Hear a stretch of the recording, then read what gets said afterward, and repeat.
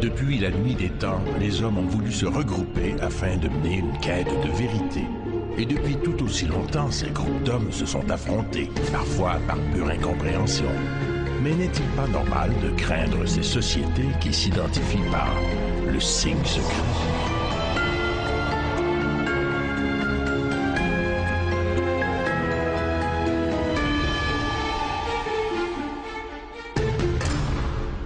Ça pourrait être un sujet fantastique pour un film d'intrigue internationale. Un groupe d'hommes et de femmes très puissants qui constituent une espèce de gouvernement mondial et qui tire les ficelles de tous les pays. Plusieurs sociétés secrètes préconisent cette centralisation des pouvoirs au sein d'un groupe élitiste d'intellectuels. Mais aucune n'a incarné cette utopie avec autant d'exactitude que le groupe Bilderberg.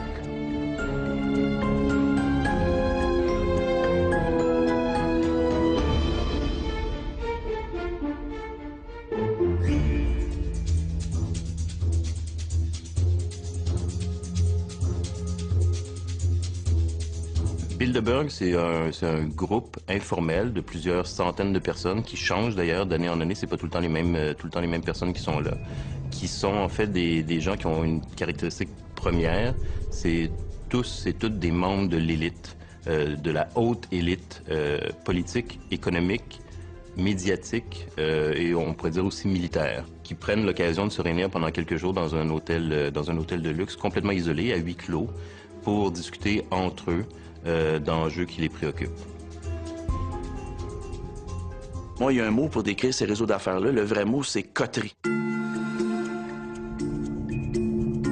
Coterie veut dire réunion d'hommes riches et influents qui se retrouvent en catimini, en secret, pour le maintien de leurs privilèges et de leurs acquis.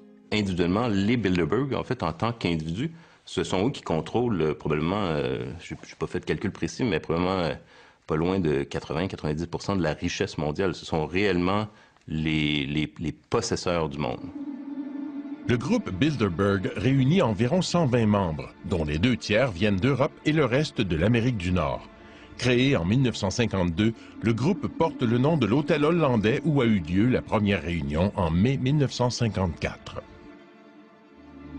Avant la naissance du Bilderberg, qui s'est passé en 1954 aux Pays-Bas, en Hollande, il faut savoir qu'avant ça, il y avait eu un précédent en termes de réseau d'affaires. Il y avait eu, en 1921, aux États-Unis, à New York, il y avait eu la création du Conseil des relations étrangères, en anglais, le Council on Foreign Relations. Donc, on va créer, à partir, justement, du Conseil des relations étrangères de 1921 et du Royal Institute of International Affairs, on va créer, en 1954, le groupe Bilderberg. Les principaux instigateurs du groupe sont le politicien polonais Joseph Ratzinger, un des plus grands défenseurs de l'unification européenne, et le prince Bernard des Pays-Bas, un ancien membre des services secrets. Selon eux, ce groupe était la seule façon d'éviter l'impuissance de l'Europe. Ils trouvent alors le soutien nécessaire outre-Atlantique, de la part de dirigeants d'entreprises tels que David Rockefeller, un financier milliardaire. Les thèmes abordés lors de la conférence de 1954, l'attitude à adopter à l'égard du communisme et de l'Union soviétique et l'intégration européenne. Le Bilderberg naît en Europe, en Occident, au début des années 50. Les années 50, c'est évidemment marqué pour les élites occidentales par différents problèmes spécifiques, entre autres ce qu'ils considéraient comme la principale menace pour l'Occident, qui était le communisme, l'Union soviétique. Donc Bilderberg, quand les élites se réunissent la première fois à l'hôtel du même nom, c'est pour discuter entre autres de la question de la menace communiste, comment les élites occidentales vont faire front, et la solution proposée, c'est ça qui est le plus important, et c'est ça qui est l'esprit Bilderberg, c'est par la coopération et la coordination en fait de décisions entre l'Amérique du Nord, donc principalement les États-Unis et le Canada, et l'Europe de l'Ouest, donc l'Europe libérale. C'est cette idée qu'il faut en fait qu'il y ait un pont de coordination transatlantique entre les puissances occidentales et les puissances libérales qui ont gagné la Seconde Guerre mondiale, mais qui maintenant sont en rivalité avec l'autre gagnant de la Seconde Guerre mondiale, qui est l'Union soviétique, qui est la menace soviétique.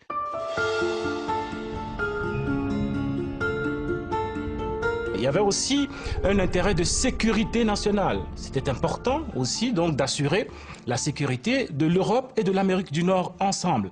Il y avait bien entendu en troisième lieu un objectif commercial, économique. Il fallait s'organiser de manière à ce que les barrières tarifaires, les barrières économiques soient abattues pour permettre une libre circulation des biens et des personnes. Donc, un objectif affiché quand même de libre-échange, surtout entre les pays du bloc occidental. Il va sans dire qu'un groupe aussi influent et mystérieux allait susciter la curiosité des journalistes d'enquête. 3 d'entre eux se sont particulièrement intéressés au groupe Bilderberg.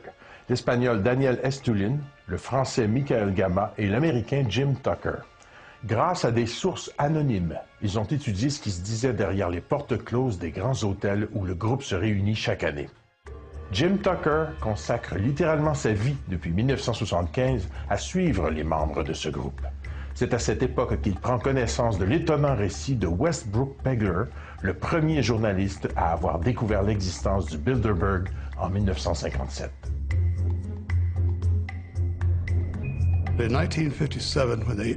En 1957, quand ils se sont réunis sur l'île Jekyll, en Géorgie, Pegler a été informé que des gens importants se réunissaient sous la protection de gardes armés, que l'île était complètement interdite d'accès. Pegler est accouru et monté dans un arbre avec ses jumelles, puis il a publié 2 articles en nommant ceux qu'il avait pu identifier. Des chefs d'État européens, des hauts fonctionnaires américains, des banquiers internationaux, des Rothschild et autres personnages influents du monde. Il a soulevé la question, pourquoi ces secrets? Pourquoi se réunissent-ils? Pourquoi nient-ils leur existence? C'est à percer ce mystère que j'ai consacré ma vie et ça a été toute une aventure.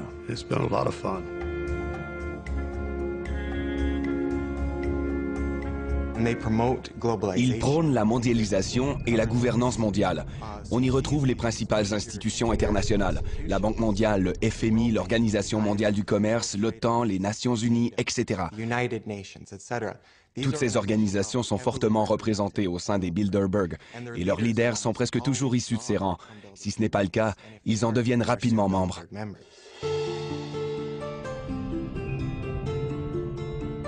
Dans ces groupes-là, l'idée de maîtresse qu'on a dépasse l'identité nationale, d'où est-ce qu'on provient.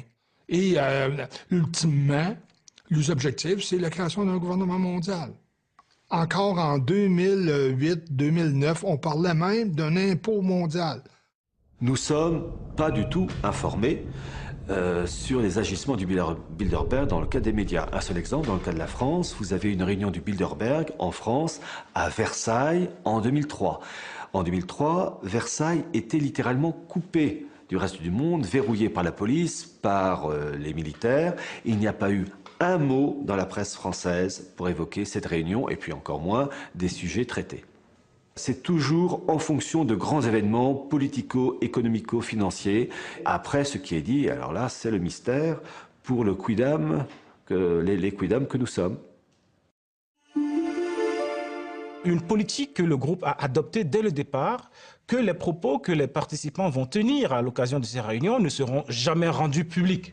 Tout simplement parce qu'il voulait donner l'occasion aux participants de ne pas avoir la langue de bois, donc de s'exprimer de façon libre, d'oublier le politiquement correct ou le diplomatiquement correct. Évidemment, ils vous diront qu'il ne s'agit pas de secret, il s'agit tout simplement de confidentialité, il s'agit tout simplement d'une réunion privée. Mais les moyens qu'ils se donnent pour assurer le caractère privé de cette réunion sont en réalité des moyens qui relèvent du culte du secret. Est-ce qu'ils veulent préserver leur intimité, préserver les sujets dont ils discutent? Est-ce qu'ils prennent des décisions qu'on ne voudrait pas entendre, qui discutent de choses que la population ne voudrait pas savoir? C'est sûr que le fait que ce soit en secret, c'est ce qui rend ça évidemment le plus suspect. Alors, si un groupe de cette envergure existe depuis une cinquantaine d'années et que 99% des gens ne le savent pas, ça veut dire tout simplement que c'est un groupe qui est un groupe secret et qui fait du secret peut-être son arme principale.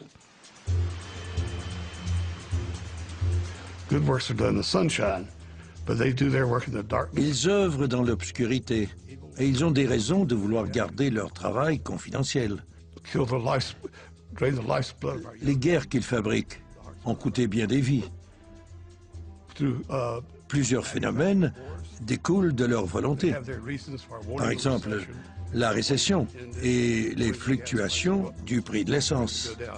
La guerre en Afghanistan en 2001. Eh bien, la guerre en Afghanistan, l'année précédente, ça avait été discuté aux réunions du Bilderberg. Et la guerre en Irak, c'était la même chose, ça avait été discuté en 2002. Et les Américains, avec une alliance militaire, avec d'autres pays, ont décidé d'envahir l'Irak en 2003. Le journaliste Daniel Estulin affirme dans son livre « La véritable histoire des Bilderberger » que le groupe aurait également accordé sa bénédiction à Barack Obama pour briguer la présidence des États-Unis.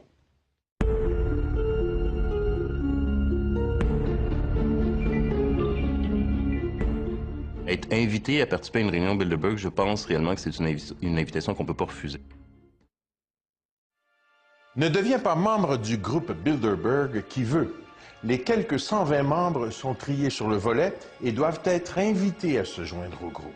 Selon un communiqué officieux du groupe, les invitations sont uniquement envoyées à des personnages importants et respectés qui, de par leur savoir particulier, leurs contacts personnels et leur influence dans les cercles nationaux et internationaux, peuvent promouvoir les objectifs du Bilderberg. On devient membre de Bilderberg par cooptation, c'est-à-dire c'est probablement un comité assez restreint de Bilderbergers qui invite les gens, et donc il y a une sorte de contingent ou de caucus par pays qui sont convoqués, avec vraiment une palette qui va vraiment des plus grandes familles ou des plus grandes compagnies en termes de puissance économique d'un pays. Les Desmarais, par exemple, au Canada, sont souvent invités. Être invité à participer à une réunion Bilderberg, je pense réellement que c'est une invitation qu'on ne peut pas refuser. Quelqu'un à l'intérieur de ce cénacle, de cette coterie élitistes très sélective, doit tout simplement proposer ton nom. Et à l'intérieur, il doit y avoir consensus. Il fonctionne aussi par consensus. Cet individu-là sera un bon candidat pour notre projet.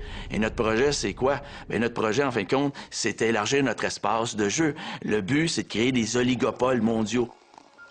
Un oligopole, c'est une situation où il y a très peu de vendeurs, mais énormément d'acheteurs. Ce qui veut dire que les vendeurs qui sont dans le domaine corporatif, peu importe le créneau, bien à ce moment-là, ils ont beau jeu, en fin de compte, de fixer les prix à la hausse parce qu'il y a énormément d'acheteurs pour leurs produits. L'intérêt, c'est de choisir des gens sûrs, efficaces, qui vont servir une cause commune. La gouvernance mondiale et l'élaboration d'une architecture permettant le bon fonctionnement du système. Parmi les membres présumés ou connus du Bilderberg, il y a les derniers secrétaires de l'OTAN. Tous les présidents américains depuis Eisenhower, sauf, semble-t-il, Ronald Reagan, les barons des médias, dont Conrad Black et Edgar Bronfman, de même que Bill Gates.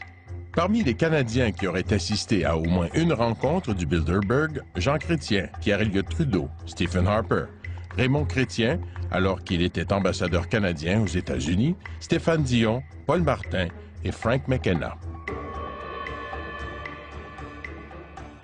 Au niveau des personnes connues au Canada, on va avoir le général des armées canadiennes, Jean-Victor Allard, qui est un Québécois, qui est un membre influent, il est décédé aujourd'hui, mais qui est un membre influent des Bilderberg. Vous avez Jean Lesage, le père de la Révolution tranquille, qui est un assidu. Vous avez Jacques Parizeau. Et Jacques Parizeau était formé avec l'élite sociétale de Londres, avec la London School of Economics. Et ce monsieur-là a déjà assisté à plusieurs rencontres. On a aussi une rare dame qui s'appelle Marie-Josée Drouin, qui a marié Henry Kravis de la firme financière de Wall Street, Colbert Kravis Roberts. Madame s'appelle Marie-Josée Kravis maintenant. Et elle faisait déjà partie d'un puissant institut de réflexion ici au Canada, c'était le Hudson Institute. Elle était repêchée par les gens du Bilderberg parce que c'est une femme dans son créneau hyper influente. Généralement, le groupe Bilderberg invite le chef d'État du pays où se tiennent leurs réunions. Bien entendu, il n'y assiste pas toujours, mais il reçoit tout de même une invitation.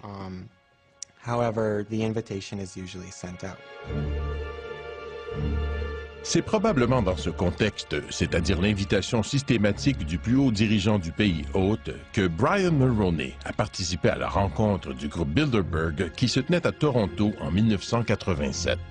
Dans la mesure où il le fait dans le cadre de ses fonctions de premier ministre du Canada, Archives Canada, c'est-à-dire le bureau du conseil privé, a archivé donc son discours. Donc on a son discours et on voit que c'est un discours d'une quinzaine de pages. Il ne dit rien de secret dans ce discours. C'est l'époque de Gorbatchev en URSS, donc la transition. Donc lui, il se réjouit de ça. Il dit que l'Occident doit accompagner Gorbatchev parce que le régime soviétique est un mauvais régime, alors que le régime libéral est un bon régime. Il vante en fait ce qu'on connaît déjà de Brian Mulroney, c'est-à-dire c'est un partisan du libre-échange. Donc c'est ce qu'il va dire au Bilderberger. Il dit même qu'il faut en fait avoir une ouverture plus grande au niveau des frontières pour la liberté de circulation des populations et de la main-d'œuvre, donc de l'immigration. Fin des années 80, c'est aussi le problème du sida. Donc, il parle du sida, il parle de l'Afrique, il parle de l'endettement des pays du tiers-monde. Donc, c'est ce genre de sujet, de propos qu'amène Brian Mulroney au Bilderberger quand il est invité à parler devant eux. Les nouveaux membres ne sont pas uniquement des gens connus. Plusieurs se font connaître après avoir joint le groupe. On peut penser que c'est justement le groupe qui a contribué à lancer leur carrière. Le groupe Bilderberg est reconnu pour soutenir des politiciens qui partagent sa vision du monde. Ainsi, on dit que Rockefeller a été tellement épaté par un discours donné par Jimmy Carter lors d'une réunion du Bilderberg qu'il aurait fait en sorte qu'il soit élu président des États-Unis l'année suivante. Les membres des Bilderberg financent les grosses campagnes électorales, contrôlent les médias, dirigent des multinationales et des banques. Donc, s'ils ne décident pas directement qui dirigera tel ou tel pays, ils ont la capacité, de par l'influence financière et le contrôle médiatique qu'ils exercent, de favoriser certains politiciens au détriment des autres. Vous avez eu, en 1996, une réunion du Bilderberg qui a eu lieu du côté de Toronto, je crois que c'était King City. Et il y avait un ministre-président du Land de Basse-Saxe qui était présent, l'Allemand Gerhard Schröder, qui un an plus tard est devenu chancelier allemand. Donc on voit très souvent des réunions de futurs chefs d'État. On n'a qu'à penser à Bill Clinton aux États-Unis en 1993. Quand il était à la première réunion du Bilderberg en 91, Bill Clinton n'était pas encore le candidat du Parti démocrate. Mais au sortir du Bilderberg, il est devenu l'homme, lige et la marionnette préférée de ses maîtres marionnettistes. Mme Thatcher est arrivée au pouvoir en 79 en Angleterre, mais juste avant d'arriver au pouvoir en Angleterre, cette dame-là avait été repérée par le groupe Bilderberg et elle est arrivée à la tête de son parti et elle a fait table rase, elle a fait maison nette et c'est une dame de fer qui a décidé d'en découdre avec les syndicats. Elle a mis les syndicats au pas. La question que plusieurs se posent, est-ce que le président américain Barack Obama fait partie de ce groupe? Au moment où on se parle, il est impossible de dire, hors de tout doute raisonnable, que Barack Obama est un membre en règle. Il est un sympathisant. Il faut savoir que Barack Obama envoie des émissaires aux réunions du Bilderberg. Bon nombre de ceux qui ont assisté à la réunion du groupe Bilderberg en 2008 se sont retrouvés dans le gouvernement d'Obama quand il est devenu président. Par exemple, Larry Summers et Paul Volcker, l'ancien président de la Réserve fédérale américaine, sont devenus d'importants conseillers économiques d'Obama. Le général James Jones est devenu son conseiller en matière de sécurité nationale. Et j'en passe. Oui, Barack Obama est sans aucun doute un membre de Bilderberg. Et il obéit certainement à leurs ordres.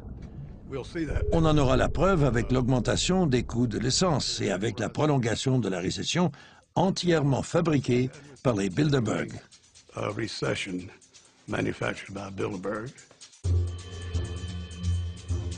Le comité de direction est composé d'une trentaine de membres permanents qui se réunissent tout au long de l'année. Étienne Davignon occupe le poste de président depuis 1999. Les membres du groupe Bilderberg ne le sont pas nécessairement à vie, mais certains le sont depuis longtemps, comme David Rockefeller, qui était présent à la première réunion en 1954 et qui assiste encore à toutes les réunions. Henry Kissinger y est aussi depuis des décennies et n'a jamais manqué une réunion. C'est la crème des crèmes.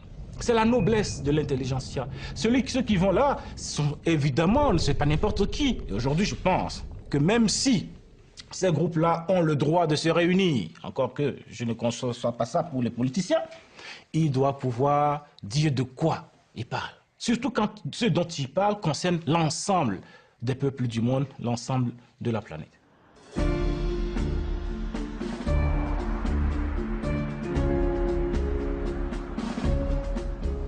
Alors, mon cher Benoît, ces gens influents qui sont membres du Bilderberg, est-ce qu'ils se promènent toujours dans des limousines comme celle-ci?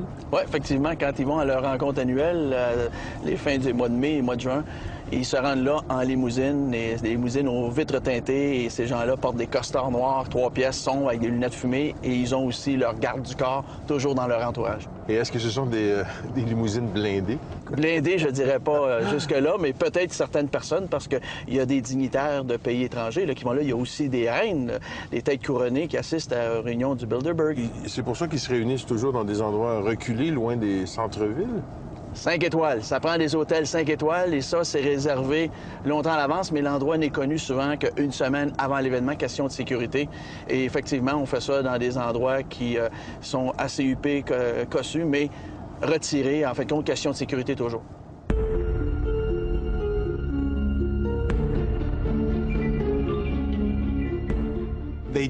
Ils suivent les journalistes et les font arrêter. En Grèce, ils ont arrêté des gens pour avoir photographié les participants.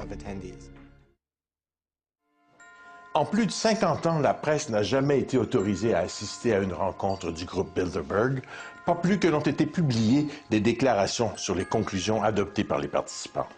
Et non seulement ils sont réticents à l'idée de révéler la teneur de leur discussion, ils refusent de dévoiler publiquement le lieu de leur réunion.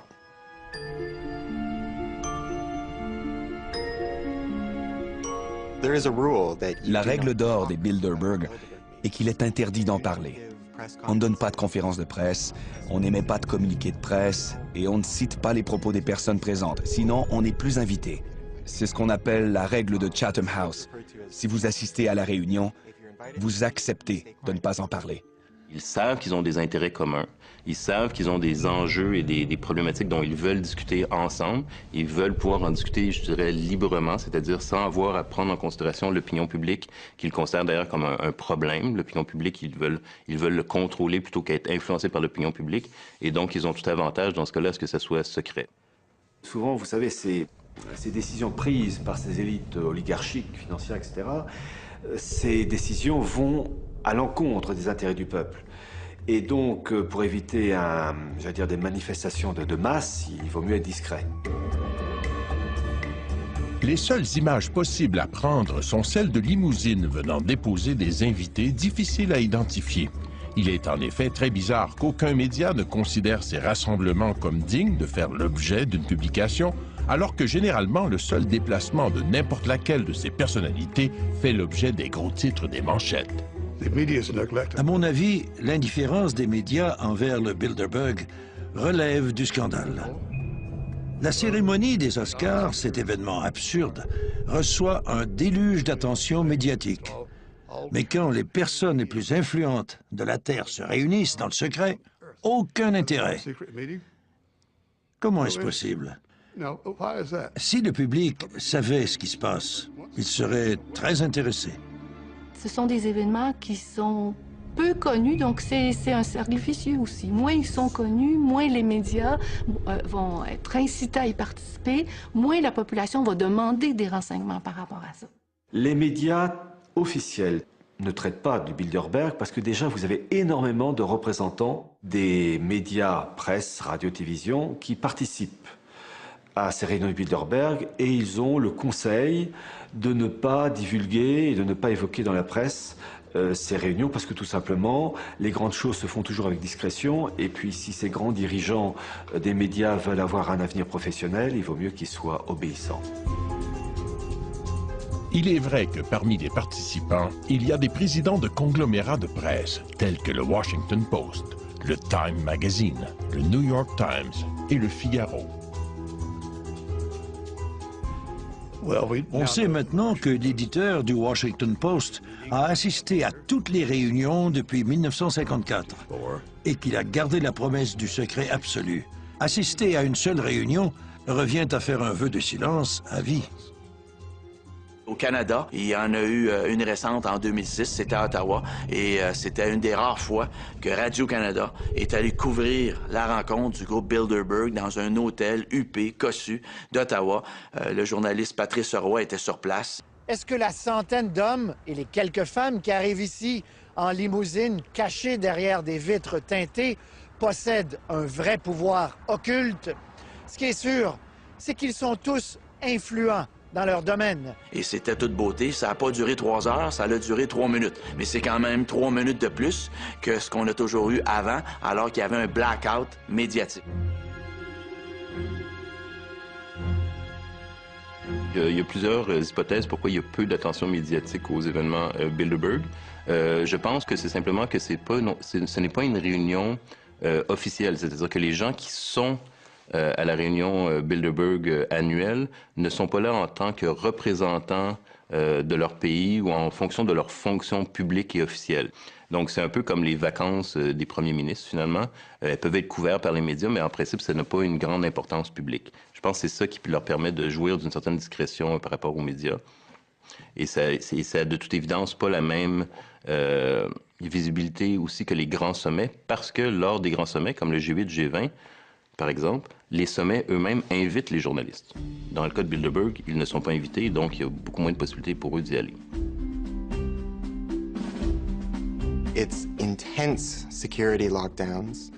La sécurité est impénétrable.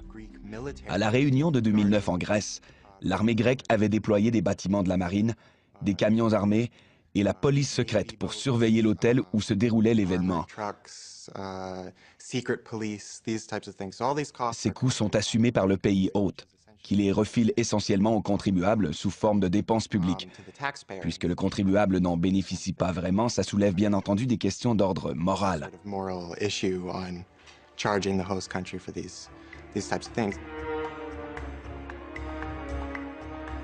Ils suivent les journalistes et les font arrêter. En Grèce, ils ont arrêté des gens pour avoir photographié les participants. Donc c'est une forme de harcèlement, mais je n'irai pas jusqu'à dire qu'ils ont l'intention de blesser ou de tuer des journalistes, parce que ça pourrait engendrer une tempête médiatique qu'ils veulent à tout prix éviter.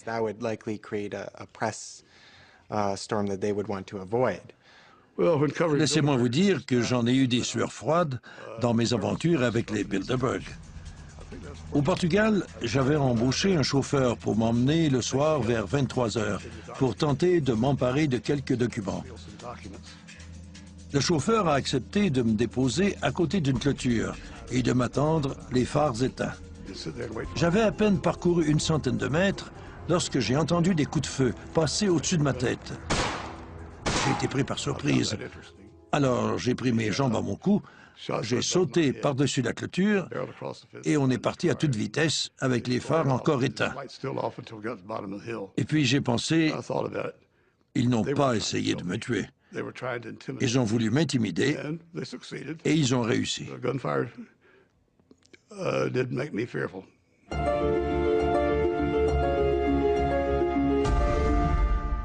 En plus de l'arsenal de sécurité, les dirigeants du groupe Bilderberg auraient mis en place toute une série de mesures pour s'assurer de conserver leur anonymat, et ce depuis plus de 50 ans.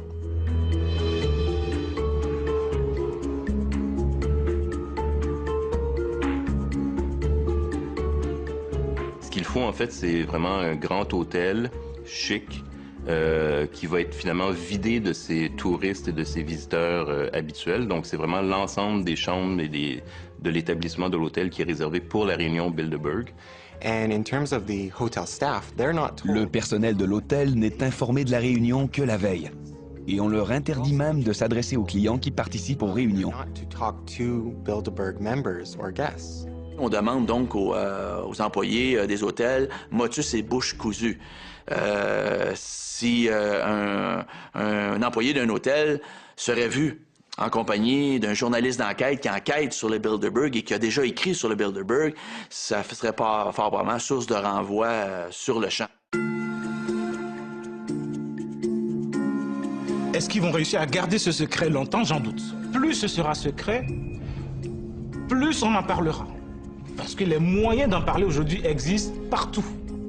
Donc ce groupe aurait intérêt à se rendre compte de ce que nous sommes dans une nouvelle ère, l'ère de la démocratisation de l'information, l'ère des médias sociaux, et que ça devient intenable aujourd'hui de maintenir ce culte du secret.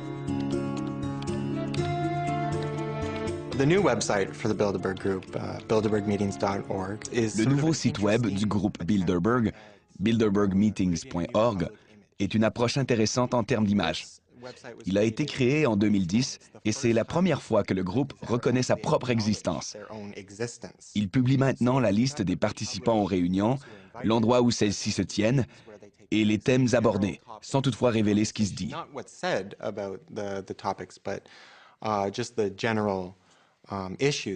C'est donc un pas significatif, mais c'est aussi une façon pour eux de lutter contre l'image négative que se fait le public des Bilderberg.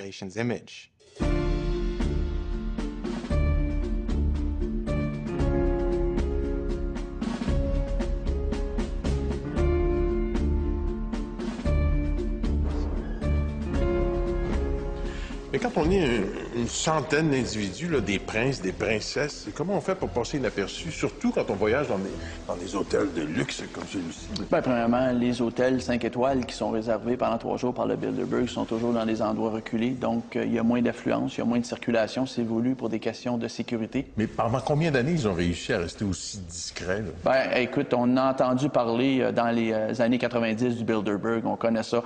On en parle plus depuis le début des années 2000, mais ça commençait tranquillement, par-ci, par-là, dans les années 90, à parler du Bilderberg. Mais pour le commun des mortels, le mot Bilderberg, ça n'a aucune connotation, ça veut absolument rien dire.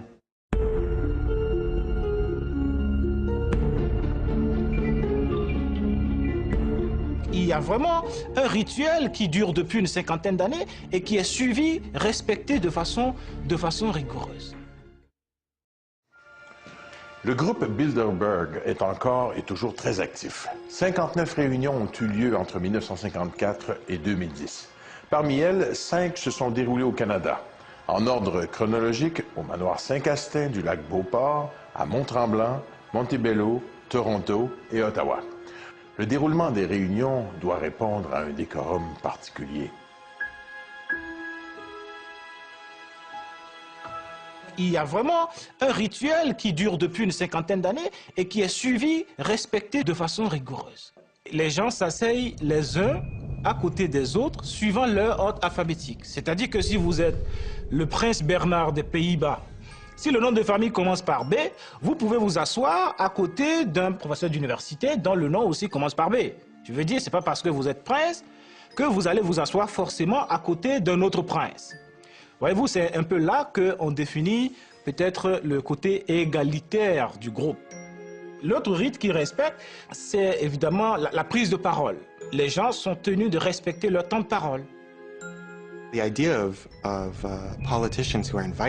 s'attend à ce que les participants aux réunions des Bilderberg s'expriment. On veut savoir comment ils sont, ce qu'ils pensent. Qui sont les gens qu'ils seraient susceptibles d'appuyer? Margaret Thatcher a été invitée à une réunion dans les années 1970. Elle était restée en retrait sans dire grand-chose et à ce moment-là, elle était à peine connue dans son propre pays et encore moins à l'extérieur. Donc les autres se méfiaient un peu d'elle. Puis, celui qui l'avait invitée l'a prise à part à la fin de la journée et le jour suivant, elle a donné un de ses fameux discours pendant 3 minutes et les a tous tellement impressionnés que David Rockefeller et Henry Kissinger l'ont adorée. Ils l'ont emmenée aux États-Unis, l'ont présentée à tout le monde et quand elle est devenue Premier ministre, elle a adopté des politiques économiques néolibérales qui ont énormément bénéficié aux membres Bilderberg.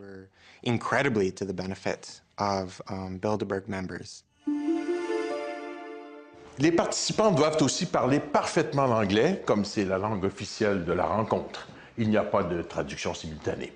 Ils doivent venir seuls. Ni conjoints ni collaborateurs ne sont admis. Même les assistants personnels, dont les gardes du corps, ne peuvent y assister et doivent manger dans une pièce séparée. La seule exception concerne les reines. La reine Béatrix des Pays-Bas amène son fils héritier et la reine d'Espagne peut venir accompagnée du roi Juan Carlos. À l'instar des sociétés secrètes, y aurait-il à l'intérieur des réunions une sorte de rituel de serment d'allégeance exigé de la part des participants?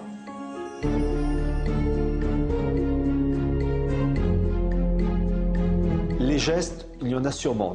Des objets décorant, si je puis dire, la salle de réunion, c'est possible, mais compte tenu qu'elles sont secrètes, que ce n'est pas filmé, comment savoir? Certains observateurs vont plus loin et prétendent que le fondement même du groupe Bilderberg repose sur la philosophie des francs-maçons.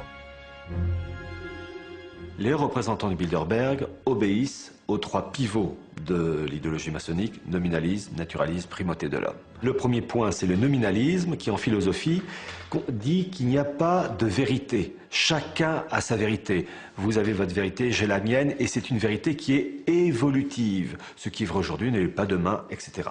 Le deuxième point, c'est le naturalisme, qui consiste à dire qu'il n'y a pas de religion révélée. Et le troisième point, c'est la primauté de l'homme, centre de toute chose. Alors que dans le catholicisme, Dieu est centre de toute chose et l'homme est la créature, le second. Dans l'idéologie maçonnique, qui anime donc les dirigeants de Bilderberg, l'homme est le centre de toute chose, l'être indépassable. Il y a un aspect de société secrète, mais il n'y a pas de rite d'initiation. Ce qui rend société secrète, c'est le fait qu'on ne donne pas tout l'agenda. On ne publie pas les rapports, donc ces résultats restent à huis clos. Et dans ce cadre-là, on peut dire que c'est plus une société secrète dans sa façon. C'est un club de gentlemen. Ils ont une certaine influence et un certain pouvoir sur les institutions et leurs plans d'action. Mais je ne dirais pas qu'ils sont une société secrète dirigeant le monde. Ce serait leur accorder une trop grande importance. Mais d'après vous, est-ce qu'ils ont des cérémoniales, des codes, des rituels comme les francs-maçons? Est-ce qu'ils ont un signe secret? Oui, le signe secret des membres du Bilderberg, ça serait le signe du dollar. Et Dieu sait qu'ils en ont beaucoup de dollars. Et considérez-vous comme une société secrète? C'est une société qui a beaucoup de secrets, qui méritent d'être dévoilés au grand public. On sent chez tous les gens qu'on a interviewés un mélange de fascination en même temps qu'un désir de dénonciation. Et vous, Benoît Perron, personnellement, est-ce que vous êtes intrigué, inquiété, fasciné? Non, je ne suis pas du tout fasciné par les membres du Bilderberg. Par contre, ces gens-là, oui, ils me troublent, ils m'intriguent parce que le pouvoir qu'ils ont concentré dans leurs mains et parce qu'ils occupent des postes clés, justement, dans la société, font en sorte que les décisions qu'ils prennent vont avoir un impact à moyen terme et à court terme sur le commun des mortels, donc sur moi. Alors, c'est un rapport amour-haine.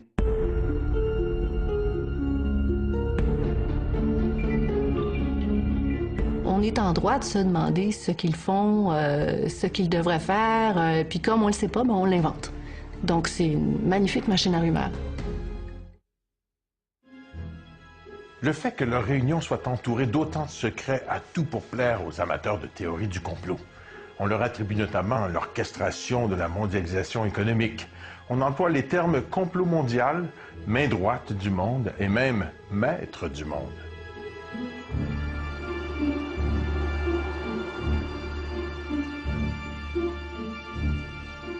Évidemment, le fait qu'ils soient si secrets aussi a pour effet de créer toutes sortes de fantasmes, évidemment, à leur propos. On a l'impression que c'est un gouvernement secret mondial, occulte, qui réussisse à déclencher des guerres, à créer des crises économiques. Donc, le secret a un effet, à la limite, pervers dans la mesure où peut-être qu'on exagère même l'influence qu'ils ont. Mais évidemment, comme c'est secret, c'est difficile de faire la part des choses. Il n'y a rien de pire que le secret pour susciter ou stimuler l'imagination ou développer des mythes. On est en droit de se demander ce qu'ils font, ce qu'ils devraient faire, puis comme on ne le sait pas, ben on l'invente. Donc c'est une magnifique machine à rumeurs.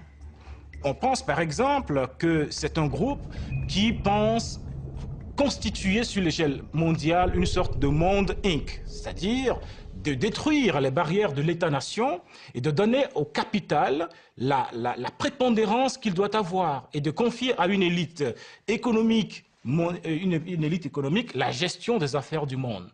Il y a certains qui pensent que dans le groupe, en tout cas, il y a des gens qui proposent des mesures encore plus extrêmes, des mesures plus radicales, qui consiste par exemple à laisser faire des maladies, à créer, à inventer des maladies pour décimer des portions de population. Donc, si c'était ça l'objectif, il est évident qu'on ne peut pas en parler en public. Tout le monde devrait être inquiet. Que vous soyez cireur de chaussures ou propriétaire d'une banque ou pilote d'avion, l'économie nous affecte tous. Et ils manipulent l'économie. Donc, tout ce qu'ils font a un impact sur nous tous. Ce qui m'interpelle sur le plan éthique, je ne sais pas jusqu'à quel point ça serait scandaleux ou pas, mais c'est la collusion. Le principe de la démocratie, c'est la séparation des pouvoirs. Et quand on voit qu'il y a des rencontres où il y a possibilité de collusion ou de trafic d'influence entre les plus grands pouvoirs que sont le pouvoir de la presse, le pouvoir financier, le pouvoir politique, et à ce moment-là, ça devient inquiétant.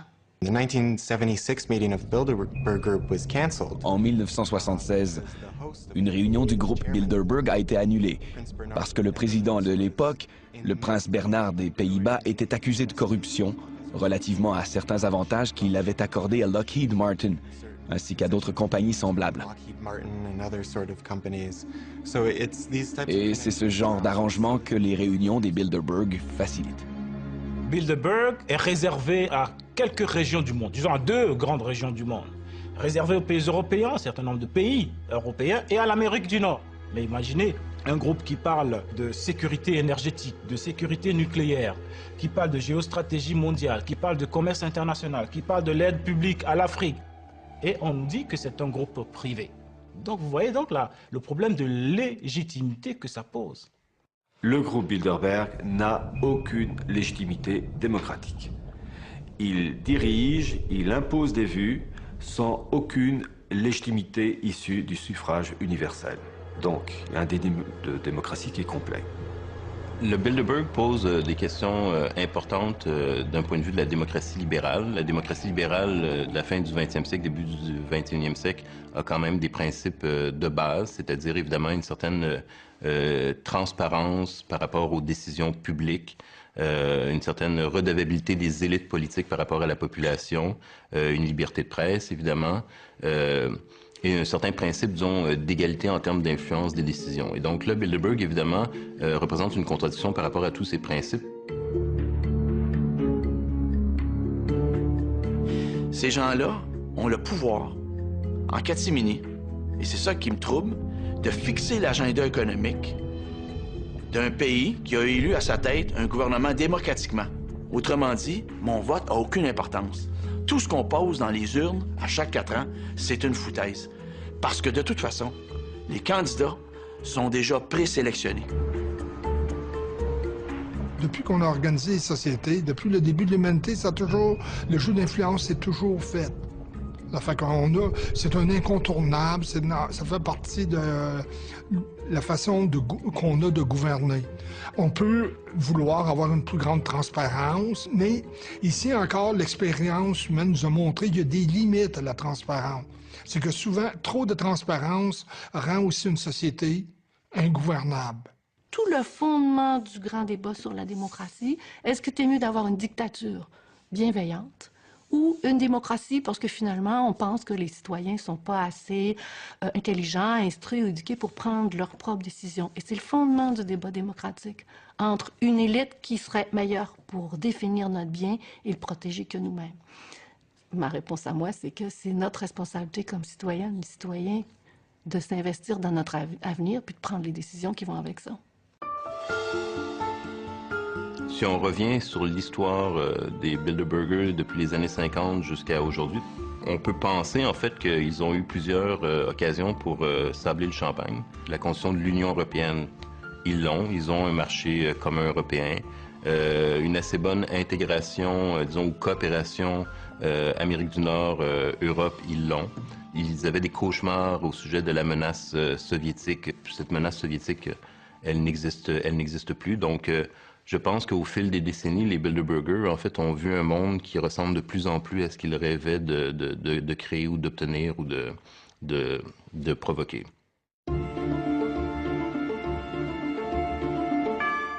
En juin 2010, une conférence du groupe Bilderberg s'est tenue à Sitges, une station balnéaire espagnole située à 30 km de Barcelone. Parmi les invités, soulignons la présence du président espagnol Zapatero, le géant du secteur des télécoms Google y était représenté, On y retrouvait aussi les dirigeants de Shell, la reine d'Espagne, la reine Béatrix d'Hollande, le premier ministre français François Fillon, Bill Gates, le conseiller financier d'Obama, le secrétaire général de l'OTAN et le directeur de l'Organisation mondiale du commerce. On peut supposer qu'ils n'étaient pas là que pour jouer au golf.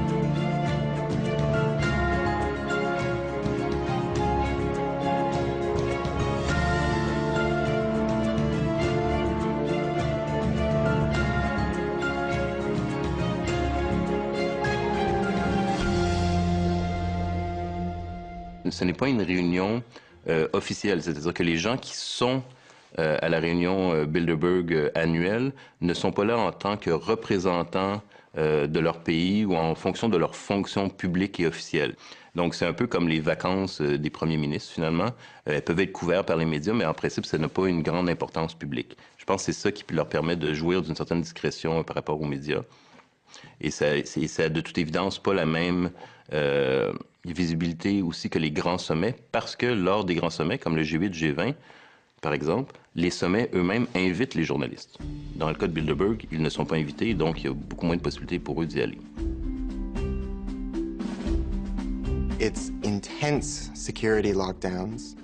La sécurité est impénétrable. À la réunion de 2009 en Grèce, l'armée grecque avait déployé des bâtiments de la marine, des camions armés et la police secrète pour surveiller l'hôtel où se déroulait l'événement. Ces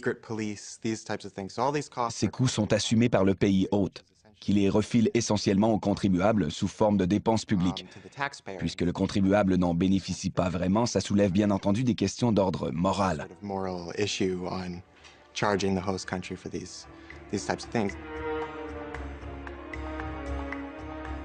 Ils suivent les journalistes et les font arrêter. En Grèce, ils ont arrêté des gens pour avoir photographié les participants. Donc c'est une forme de harcèlement, mais je n'irai pas jusqu'à dire qu'ils ont l'intention de blesser ou de tuer des journalistes, parce que ça pourrait engendrer une tempête médiatique qu'ils veulent à tout prix éviter.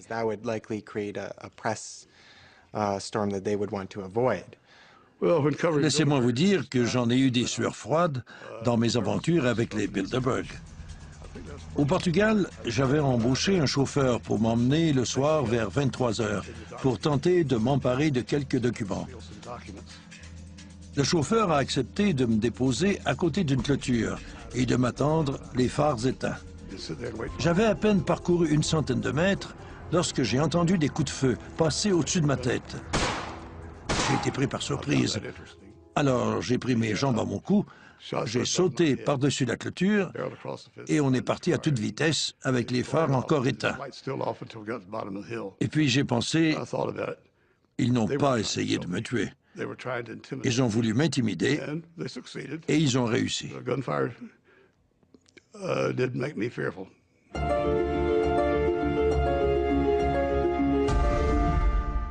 En plus de l'arsenal de sécurité, les dirigeants du groupe Bilderberg auraient mis en place toute une série de mesures pour s'assurer de conserver leur anonymat, et ce depuis plus de 50 ans.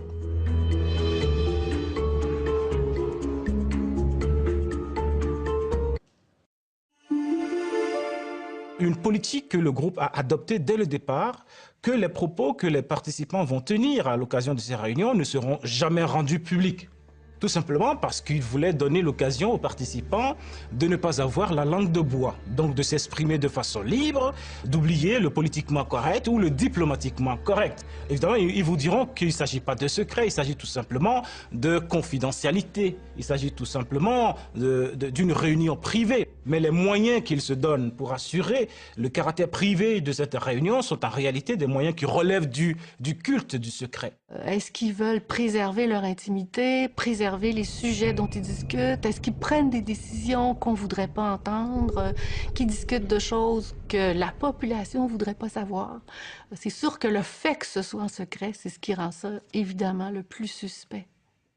Alors, si un groupe de cette envergure existe depuis une cinquantaine d'années et que 99% des gens ne le savent pas, ça veut dire tout simplement que c'est un groupe qui est un groupe secret et qui fait du secret peut-être son arme principale.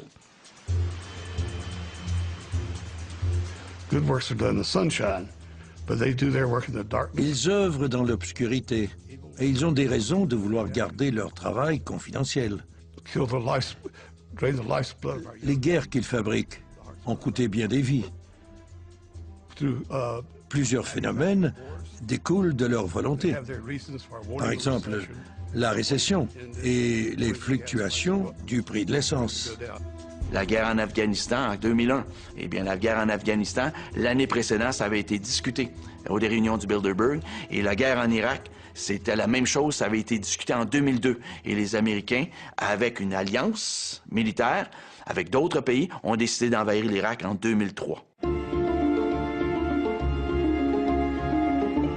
Le journaliste Daniel Estulin affirme dans son livre La véritable histoire des Bilderberger que le groupe aurait également accordé sa bénédiction à Barack Obama pour briguer la présidence des États-Unis.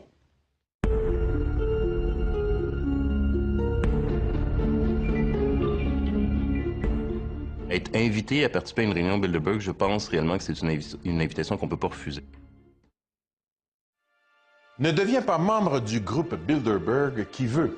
Les quelques 120 membres sont triés sur le volet et doivent être invités à se joindre au groupe.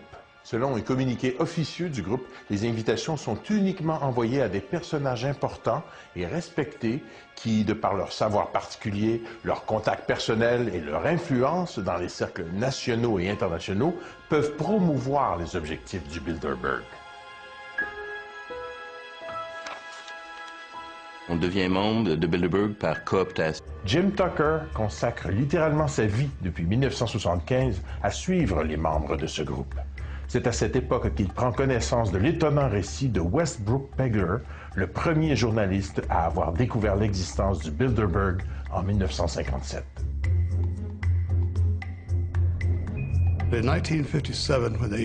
En 1957, quand ils se sont réunis sur l'île Jekyll, en Géorgie, Pegler a été informé que des gens importants se réunissaient sous la protection de gardes armés, que l'île était complètement interdite d'accès. Pegler est accouru et monté dans un arbre avec ses jumelles, puis il a publié 2 articles en nommant ceux qu'il avait pu identifier. Des chefs d'État européens, des hauts fonctionnaires américains, des banquiers internationaux, des Rothschild et autres personnages influents du monde. Il a soulevé la question, pourquoi ces secrets? Pourquoi se réunissent-ils? Pourquoi nient-ils leur existence? C'est à percer ce mystère que j'ai consacré ma vie et ça a été toute une aventure.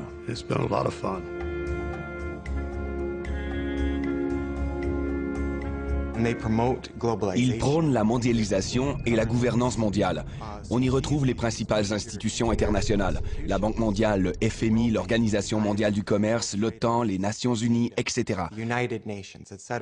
Toutes ces organisations sont fortement représentées au sein des Bilderberg et leurs leaders sont presque toujours issus de ces rangs.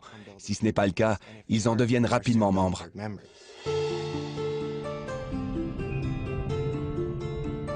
Dans ces groupes-là, l'idée de maîtresse qu'on a dépasse l'identité nationale, d'où est-ce qu'on provient. Et ultimement, les objectifs, c'est la création d'un gouvernement mondial. Encore en 2008-2009, on parlait même d'un impôt mondial. Nous sommes pas du tout informés sur les agissements du Bilderberg dans le cas des médias. Un seul exemple, dans le cas de la France, vous avez une réunion du Bilderberg en France, à Versailles, en 2003. En 2003, Versailles était littéralement coupé du reste du monde, verrouillé par la police, par les militaires. Il n'y a pas eu un mot dans la presse française pour évoquer cette réunion, et puis encore moins des sujets traités. C'est toujours en fonction de grands événements politico-économico-financiers. Après, ce qui est dit, alors là, c'est le mystère pour le quidam, les quidam que nous sommes. Une politique que le groupe a adoptée dès le départ, que les propos que les participants vont tenir à l'occasion de ces réunions ne seront jamais rendus publics. Tout simplement parce qu'il voulait donner l'occasion aux participants de ne pas avoir la langue de bois, donc de s'exprimer de façon libre, d'oublier... Naturalisme, primauté de l'homme. Le premier point, c'est le nominalisme, qui en philosophie dit qu'il n'y a pas de vérité. Chacun a sa vérité. Vous avez votre vérité, j'ai la mienne, et c'est une vérité qui est évolutive. Ce qui est vrai aujourd'hui n'est pas demain, etc. Le deuxième point, c'est le naturalisme, qui consiste à dire qu'il n'y a pas de religion révélée. Et le troisième point, c'est la primauté de l'homme, centre de toute chose. Alors que dans le catholicisme, Dieu est centre de toute chose et l'homme est la créature, le second. Dans l'idéologie maçonnique, qui anime donc les dirigeants de Bilderberg, l'homme est le centre de toute chose, l'être indépassable. Il y a un aspect de société secrète, mais il n'y a pas de rite d'initiation. Ce qui rend société secrète, c'est le fait qu'on ne donne pas tout l'agenda. On ne publie pas les rapports, donc ces résultats restent à huis clos. Et dans ce cadre-là, on peut dire que c'est plus une société secrète dans sa façon. C'est un club de gentlemen. Ils ont une certaine influence et un certain pouvoir sur les institutions et leurs plans d'action. Mais je ne dirais pas qu'ils sont une société secrète dirigeant le monde. Ce serait leur accorder une trop grande importance. Mais d'après vous, est-ce qu'ils ont des cérémoniales, des codes, des rituels comme les francs-maçons? Est-ce qu'ils ont un signe secret? Oui, le signe secret des membres du Bilderberg, ça serait le signe du dollar. Et Dieu sait qu'ils en ont beaucoup de dollars. Les considérez-vous comme une société secrète? C'est une société qui a beaucoup de secrets, qui méritent d'être dévoilés au grand public. On sent chez tous les gens qu'on a interviewés un mélange de fascination en même temps qu'un désir de dénonciation. Et vous, Benoît Perron, personnellement, est-ce que vous êtes intrigué, inquiété, fasciné? Non, je ne suis pas du tout fasciné par les membres du Bilderberg. Par contre, ces gens-là, oui, ils me troublent, ils m'intriguent parce que le pouvoir qu'ils ont concentré dans leurs mains et parce qu'ils occupent des postes clés, justement, dans la société, font en sorte que les décisions qu'ils prennent vont avoir un impact à moyen terme et à court terme sur le commun des mortels, donc sur moi. Alors, c'est un rapport amour-haine.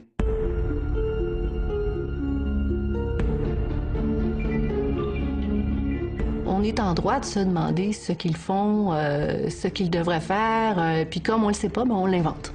Donc c'est une magnifique machine à rumeurs.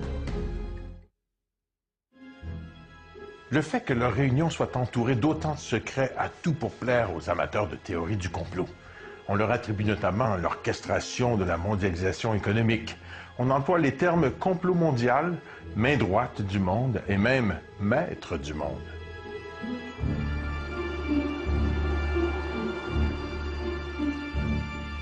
Grâce à des sources anonymes, ils ont étudié ce qui se disait derrière les portes closes des grands hôtels où le groupe se réunit chaque année. Jim Tucker consacre littéralement sa vie depuis 1975 à suivre les membres de ce groupe. C'est à cette époque qu'il prend connaissance de l'étonnant récit de Westbrook Pegler, le premier journaliste à avoir découvert l'existence du Bilderberg en 1957.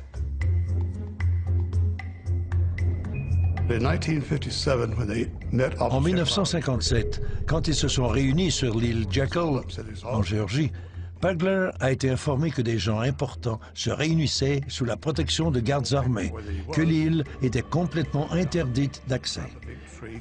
Pegler est accouru et monté dans un arbre avec ses jumelles, puis il a publié 2 articles en nommant ceux qu'il avait pu identifier.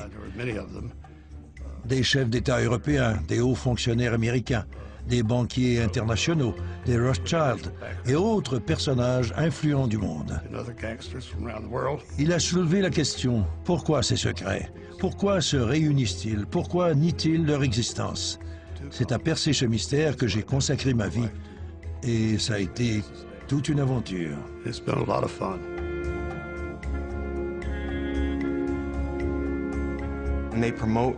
Ils prônent la mondialisation et la gouvernance mondiale. On y retrouve les principales institutions internationales, la Banque mondiale, le FMI, l'Organisation mondiale du commerce, l'OTAN, les Nations unies, etc. Toutes ces organisations sont fortement représentées au sein des Bilderberg et leurs leaders sont presque toujours issus de ces rangs. Si ce n'est pas le cas, ils en deviennent rapidement membres.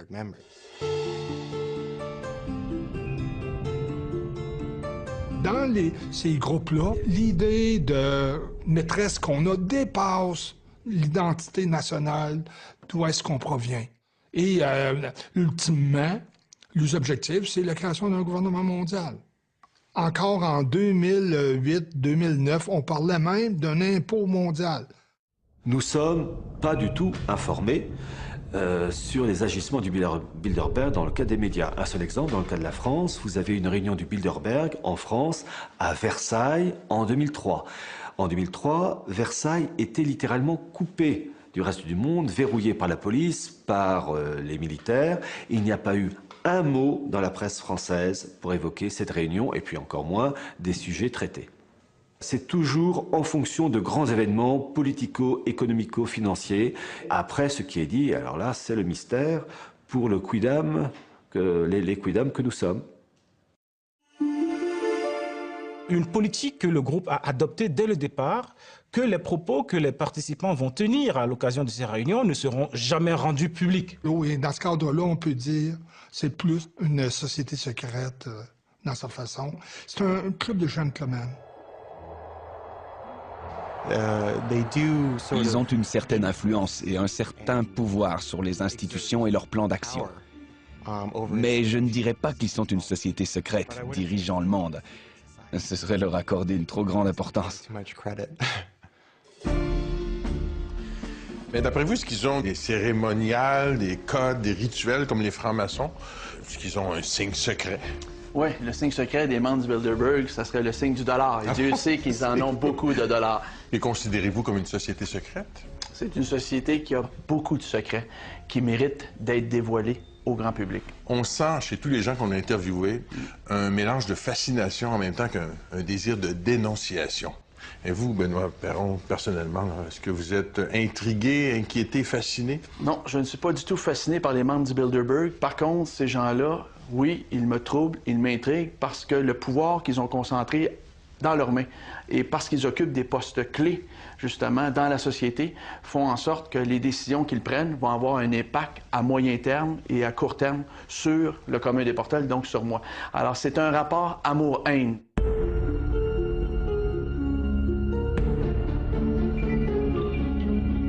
On est en droit de se demander ce qu'ils font, ce qu'ils devraient faire, puis comme on le sait pas, ben on l'invente. Donc c'est une magnifique machine à rumeurs. Le fait que leur réunion soit entourée d'autant de secrets a tout pour plaire aux amateurs de théorie du complot. On leur attribue notamment l'orchestration de la mondialisation économique. On emploie les termes complot mondial, main droite du monde et même maître du monde.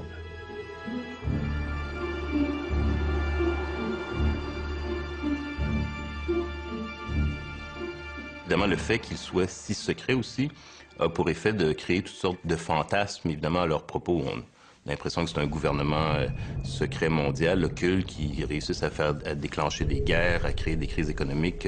Donc, le secret a un effet, à la limite, pervers dans la mesure où peut-être qu'on exagère même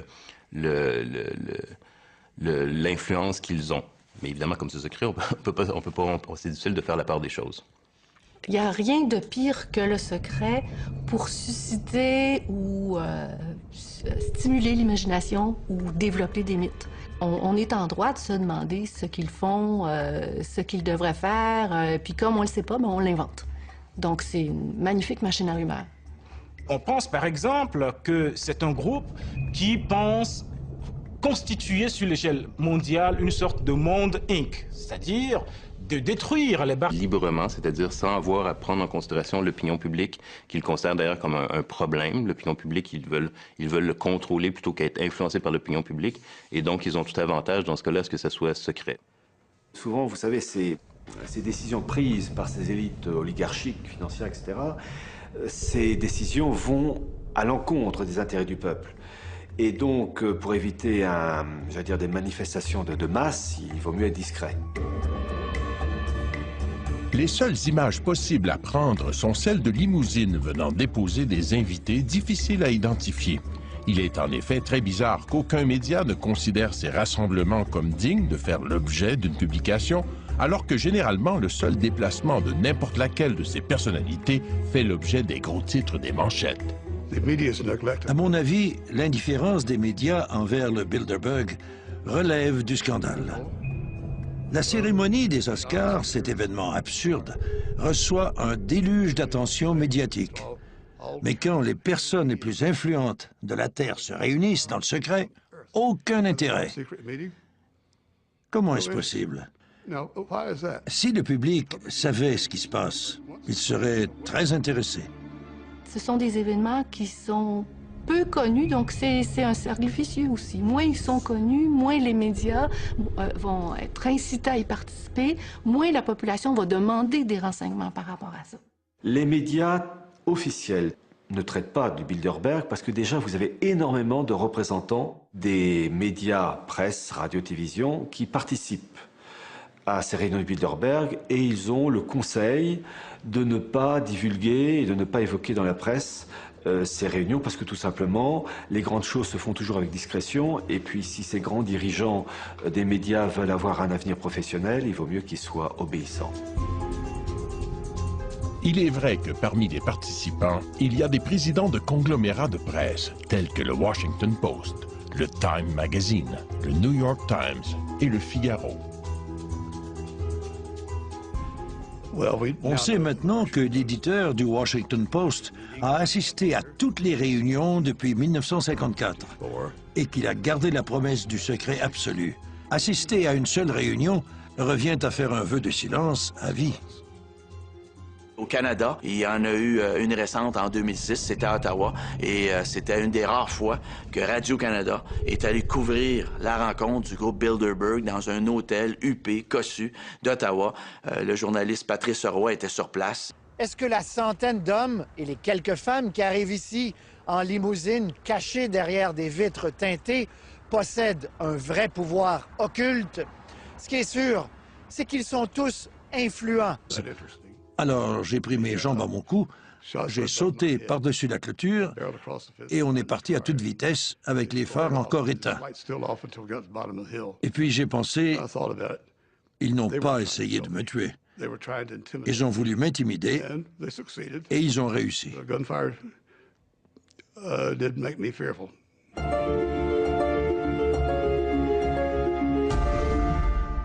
En plus de l'arsenal de sécurité, les dirigeants du groupe Bilderberg auraient mis en place toute une série de mesures pour s'assurer de conserver leur anonymat, et ce depuis plus de 50 ans.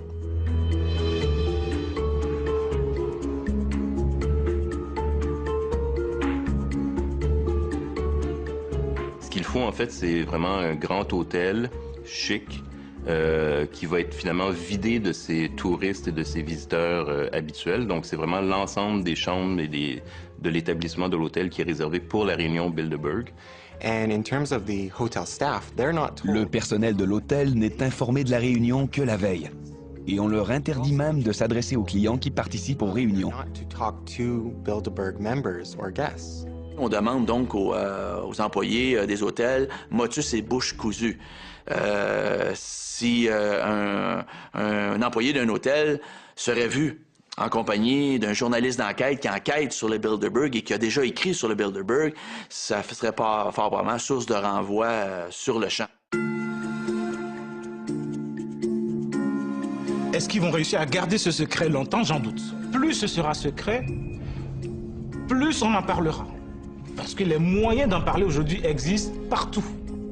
Donc ce groupe aurait intérêt à se rendre compte de ce que nous sommes dans une nouvelle ère, l'ère de la démocratisation de l'information, l'ère des médias sociaux, et que ça devient intenable aujourd'hui de maintenir ce culte du secret. The new website for the Bilderberg Group, bilderbergmeetings.org, Le nouveau site web du groupe Bilderberg, bilderbergmeetings.org, est une approche intéressante en termes d'image. Il a été créé en 2010 et c'est la première fois que le groupe reconnaît sa propre existence. Il publie maintenant la liste des participants aux réunions, l'endroit où celles-ci se tiennent et les thèmes abordés, sans toutefois révéler ce qui se dit.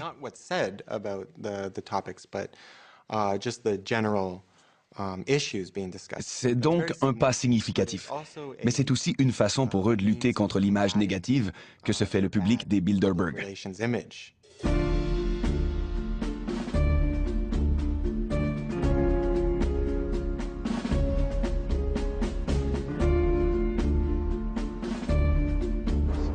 En 1976, une réunion du groupe Bilderberg a été annulée parce que le président de l'époque, le prince Bernard des Pays-Bas, était accusé de corruption relativement à certains avantages qu'il avait accordés à Lockheed Martin, ainsi qu'à d'autres compagnies semblables.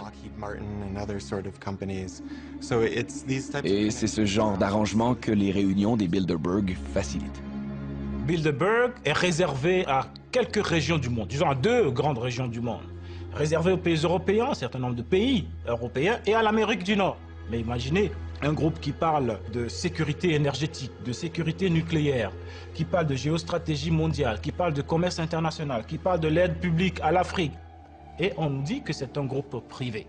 Donc vous voyez donc là le problème de légitimité que ça pose. Le groupe Bilderberg n'a aucune légitimité démocratique. Il dirige, il impose des vues, sans aucune légitimité issue du suffrage universel. Donc, un déni de démocratie qui est complet. Le Bilderberg pose des questions importantes d'un point de vue de la démocratie libérale. La démocratie libérale de la fin du 20e siècle, début du 21e siècle, a quand même des principes de base, c'est-à-dire évidemment une certaine transparence par rapport aux décisions publiques, une certaine redevabilité des élites politiques par rapport à la population, une liberté de presse, évidemment, et un certain principe, disons, d'égalité en termes d'influence des décisions. Et donc là, Bilderberg, évidemment, représente une contradiction par rapport à tous ces principes. Ces gens-là ont le pouvoir, en catimini, et c'est ça qui me trouble, de fixer l'agenda économique d'un pays qui a élu à sa tête un gouvernement démocratiquement. Autrement dit, mon vote n'a aucune importance. Tout ce qu'on pose dans les urnes à chaque 4 ans, c'est une foutaise. Parce que de toute façon, les candidats sont déjà présélectionnés. Depuis qu'on a organisé les sociétés, depuis le début de l'humanité, le jeu d'influence s'est toujours fait. C'est un incontournable, ça fait partie de la façon qu'on a de gouverner. On peut vouloir avoir une plus grande transparence, mais ici encore, l'expérience humaine nous a montré qu'il y a des limites à la transparence. C'est que souvent, trop de transparence rend aussi une société ingouvernable. Tout le fondement du grand débat sur la démocratie, est-ce que c'est mieux d'avoir une dictature bienveillante ou une démocratie parce que finalement, on pense que les citoyens ne sont pas assez intelligents, instruits ou éduqués pour prendre leurs propres décisions. Et c'est le fondement du débat démocratique entre une élite qui serait meilleure pour définir notre bien et le protéger que nous-mêmes.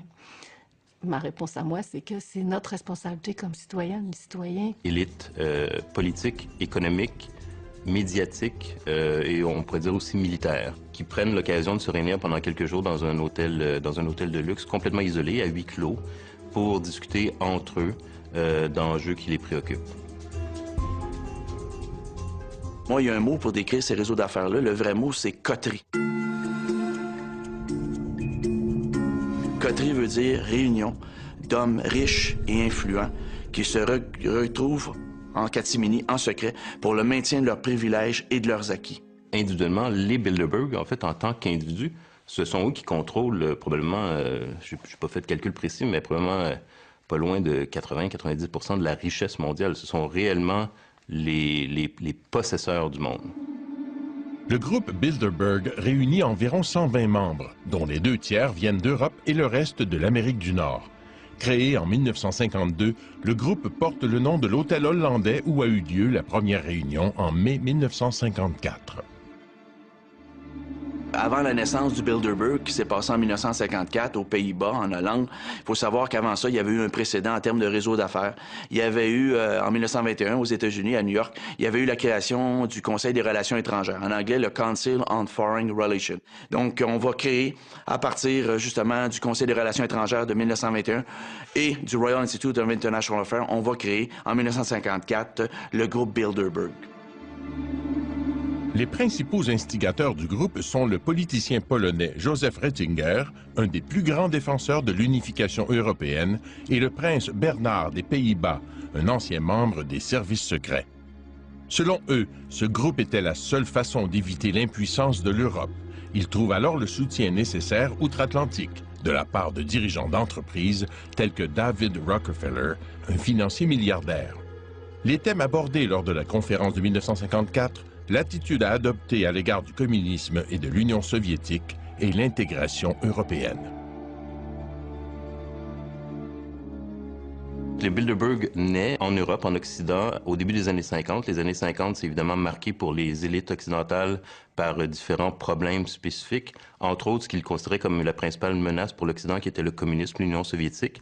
Donc Bilderberg, quand les élites se réunissent la première fois à l'hôtel du même nom, c'est pour discuter entre autres de la question de la menace communiste, comment les élites occidentales vont faire front, et la solution proposée, c'est ça qui est le plus important, et c'est ça qui est l'esprit Bilderberg, c'est par la coopération et la coordination en fait de décisions entre l'Amérique du Nord, donc principalement les États-Unis et le Canada, et l'Europe de l'Ouest, donc l'Europe libérale. C'est cette idée qu'il faut en fait qu'il y ait un pont de coordination transatlantique entre les puissances occidentales et les puissances libérales qui ont gagné la